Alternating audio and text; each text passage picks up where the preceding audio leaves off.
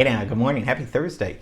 Yesterday we took a big bite of Bach, right? That was a deep dive into some of his harmonies, some of his voice leadings. If you don't read music, I know I show you a staff and stuff like that. That's okay. I really want you guys to hear. That's why I try to isolate the notes and the chords, because I just want you to hear how he gets from one chord to another chord and how the notes come into something that's beautiful because it's not chaotic. So that was a little bit of how Bach, used. And who knows if he knew, he did know what he was doing, but I mean, he just was trying to make beautiful music on the organ in the church. So, and then just set the standard for all music that came afterwards. So we'll be looking at more Bach a lot just because he's the father. So, and then, it's Thursday, I'd like to kick it cool before our film screen results. And I was looking at the class that we looked at on last year, the Griffith Observatory. I think that's worth re-looking at. And I do want to mention another observatory too, just to, take a look at what's going on in our city. So let's start with the Griffith Observatory. Hooray for Hollywood, that's gooey ballyhooly Hollywood, where any office boy or young mechanic can be a panic with just a good-looking pan. This might be one of the most recognizable signs in Los Angeles. I mean, second to the Hollywood sign, it might be almost just as recognizable and important, and you can see it almost as well as a Hollywood sign. It is just a phenomenal building, kind of Greek revival, but Art Deco. That's the style of it. And it didn't open until 1935, which seems like a long time ago. But I mean, come on, let's get this timeline up here. We gotta see. I mean, 1935 was late in terms of Hollywood development, LA development. I mean, the Ambassador Hotel was way before anything almost. Hollywood signs 1923, so I mean it's 12 years after that. And then we looked at City Hall. Look at all these things. We've looked at Catalina last week, but these are all like in the late 20s, early 30s, and it doesn't. Griffith Observatory doesn't open until 1935, so pretty late. It took 2 years to complete, and the architects were John C. Austin and Frederick M. Ashley. And we talked about the very eccentric character, Colonel Griffith J. Griffith. Yes, first name and last name, Griffith. I mean, good thing that J's in there. He was eccentric not only for trying to kill his wife and shoot her, but for many other things. And while he was in prison for 2 years, some of these plans were going through. He wanted to build the observatory much earlier. He died in 1919, so he didn't get to see it, but he made some good deals for us, at least. I mean, in the sense of allowing this beautiful 3,000 acres or so of the land surrounding the observatory of Los Angeles. And we talked about him a little bit because, I mean, we looked at the Greek Theater, which is right there. We looked at the Ford Theater. We're really getting to know the city.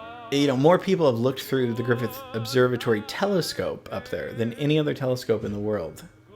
So that's kind of cool. I mean, that telescope up there is just so iconic. But, so Colonel Griffith J. Griffith donated about 3,000 acres. He donated the funds to build an observatory. So he didn't get to see it, but in his will it said, and an exhibit hall and also a planetarium, which is so fun. And he really wanted to make astronomy accessible to the public, which is really cool. I mean, I won't get into the telescope and astronomy because I don't know anything about that. I know that you guys thought I was really well versed in astronomy, but I'm not actually. So it was constructed with the funds from that Griffith left behind, and the observatory was given to the people in Los Angeles in 1935. And with the provision that it be operated for the public with no admission fee. That's what Griffith really wanted. He didn't want anyone to have to pay for this. And he didn't want anyone to change the name. So those were his two things. It had to be free and it had to be Griffith Park. Those were the only things. Of course, they didn't want his money in the beginning because of, he was a big drinker and then the gunshot incident and all that stuff. And he wanted to get rid of it because he didn't want to pay taxes on it. But then, after he died, they're like, okay, fine, we'll take your money. So it was one of the first institutions here in the United States dedicated to public science, and possessed the third planetarium in the U.S. So it was kind of ahead of its time for there. So that the planetarium features, such a cool. If you've never been in the theater, you sit back and look up and you see these world-class scientific. It's educational, programming kind of videos, and it's a really amazing experience. And they tell you about, the history of the universe and astronomy. So, since it opened in 1935, millions of visitors have looked through that 12-inch, so it's the Zeiss refracting telescope. And that's right on the rooftop on the building's east end. That's usually for nighttime viewing, but it's open for the general public. I don't think I've looked through it. Maybe I did, but I didn't know what I was looking at. But the telescope targets the planets, the moon, and all the other brightest places in the Milky Way. And the LA Times reported that on the opening of the gala in 1935, the crowd gasped as stars began to appear in the heavens. Then the sun arose and swung across on its orbit, followed later by the moon, with all the stars and planets completing their circuit of the heavens. So that was a quote from the LA Times when the night that it opened. It must have been so exciting for the people of LA to go up there and to, you do feel close to heaven, or a little bit, closer, because, you're on this hill, and it really is one of the best views of the city of LA. You can see everything you can see the ocean, you can see downtown. It's just, it's so much fun to be up there. So it's just a short little taste of LA history, a short little class. I don't really have any other scientific, information about telescopes or anything like that. But it's part of our city that's really, tons of movies were filmed up there. The Rocketeer is my personal favorite, but that's only because I watched it as a kid. But there's a lot of excitement just around there, and it's kind of cool. You can kind of just look up and take a look, even if you're.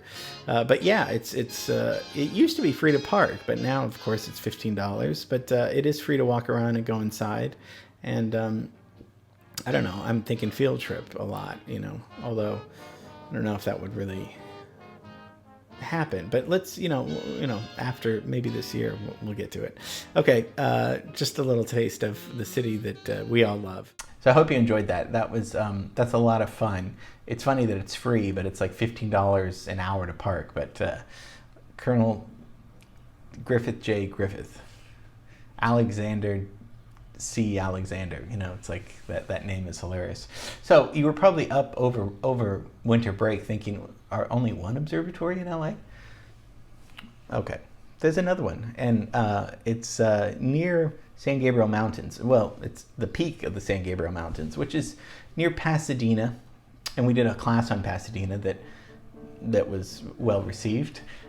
So Mount Wilson Observatory, just wanted a little do a kick in on another observatory, and then we'll talk about maybe why observatories are important, because I know nothing about stars or planets. Mount Wilson, so that opened in 1904. Griffith, as you just saw, in 1935. That was pretty late in LA development. Mount Wilson opened in 1904 and was really one of the best observatories in the world until 1949. So it was home to some of the biggest telescopes and a destination for a lot of scientists. We think of LA as being filled with celebrities and old Hollywood and stuff like that too, but as we've been talking about the last year, it's home to a lot of brilliant thinkers. Einstein, Caltech, people, the internet was invented at UCLA in 1968. So we're home to a lot of technology and science, which is really cool. So it just, makes where we live even cooler. So the Mount Wilson Observatory was home to a lot of destination for the world's best scientists. So we had that's part of having money, because you can build things and bring people out here. And then if you think of telescopes and music, hard to think about what could be put together. The invention of the telescope, right? It played a very important role in advancing our understanding of the universe, right? Of the Earth and the cosmos and all those kind of things. And science, but so that's looking outward telescopes, right? As artists, we look inward, right? So do we have our own telescope inside of us? Maybe is it our brain, our imagination, our creativity? Those are inward, our inner telescopes that we have. So it's very cool that LA has these, observatories and things to look out. But as artists, we look in. But looking out can inspire our inner telescope. So something to think about. Little philosophy for a Thursday afternoon. What is your inner telescope? What's your inner creativity? Where does that come from? Where does your imagination come from? Those are things we try to stress in this class. I always try to stress individuality and individual thought and the freedom of thoughts and freedom of ideas, because we're artists. That's what you guys tuned into. So, and it's always going to be a constant struggle with art and creating art, because it's abstract and it's confusing sometimes, but it's a way to connect, and it's something that we have to do, right? I mean, you don't have a choice whether you're a dancer, singer, actor, or musician. You have to do that, and that's what we do every day in the studio, whether it's virtually or in the studio. We have to do it every day. So something to think about, the inner telescope. And then tomorrow, film scoring results for Manhattan Murder Mystery. So it's going to be John-orific and Bonnie-rific. So, okay, see you tomorrow. Bye.